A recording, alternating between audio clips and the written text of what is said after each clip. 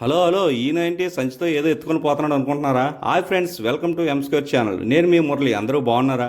మా అటికల పాకల నుండి అటికలు లోడ్ చేసుకుని నందిగాం డెలివరీ అవ్వడానికి వెళ్తుంటే కేసర్ టోల్గేట్కి 1 కిలోమీటర్ ముందు ఇక్కడ తోట పక్కనే తాజా బొప్పాయి అమ్మబండి బ్యానర్ కనిపించింది. ఇంకా మనసాక బండి ఆపి వెళ్ళి చూడంగానే కళ్ళ ముందే చక్కగా నిగనిగలాడుతున్న పళ్ళు కనిపించాయండి. కొనాలనే ఆలోచన కంటే తినాలని ఆత్రం ఎక్కువైపోయింది. ఆగలేక పండు కోసుకొని అక్కడే తినడం మొదలుపెట్టాను.